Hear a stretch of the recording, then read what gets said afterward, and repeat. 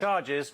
We, of course, are following it very closely and will bring you updates as they come in. So we're keeping an eye on that. All right, let's get a check now on these markets. A new trading week. We've been underway for a little over half an hour. The Dow pushing forward nicely into record territory, up 323 points. The S&P just slightly higher. Meanwhile, the Nasdaq down about 0.5%. Let's take a look at the 10-year Treasury yield that was moving slightly lower earlier on. Now turning a little bit, essentially flat at 3.65%. Oil, meantime, let's take a look at oil, which has been under $70 a barrel, but now has moved higher, up $1.70 at $70.35, up 2.5%. And let's take a look at Bitcoin, kind of hitting that resistance level at 59,000, down just over $2,000 at 58,466. All right, now this. Donald Trump says he's safe and well after being targeted in a second assassination attempt. MSNBC, though, seemed to blame Trump for being targeted. Listen. Do you expect to hear anything from the Trump campaign about toning down the rhetoric, toning down the violence, or would that be atypical of the former president?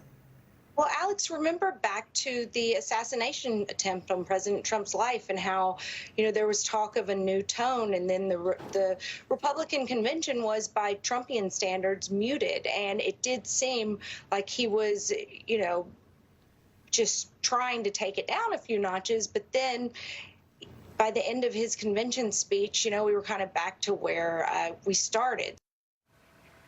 Well, of course, then there's the MAGA extremism. Look, are you surprised by this, that MSNBC is calling out Trump for his rhetoric?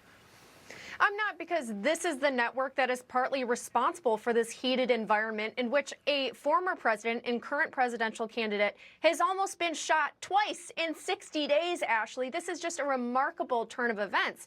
And this is victim blaming at its worst. Blaming Trump for almost getting killed is not an acceptable path forward. And it comes at a time when, the first assassination attempt, it was not necessarily as clear what the shooter's motivations were. This time, there's not as much uncertainty. We know he donated to Act Blue more than 20 times. We know that he parroted Democratic talking points about how democracy is supposedly on the ballot. Keep in mind, Kamala Harris got up on that debate stage last Tuesday and said that Trump was leading a movement that represented a greater threat to democracy than the Civil War. That is an outlandish statement. The Democrats' talking points have certainly played a role in heating up this environment, and they're to blame, not Donald Trump. Do you think we'll get any change in rhetoric from either side after this?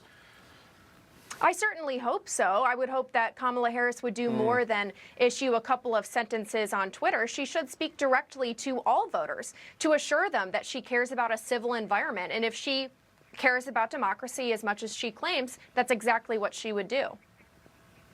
All right, let's get to this next one, Kaylee. A new poll showing that Kamala Harris is inching closer to Donald Trump in Iowa. Trump currently leads Harris by 4 points in that state. Meantime, Harris's campaign continuing to push for Donald Trump for a second debate. Listen to this, Kaylee. The vice president has been very clear. She thinks that the American people deserve another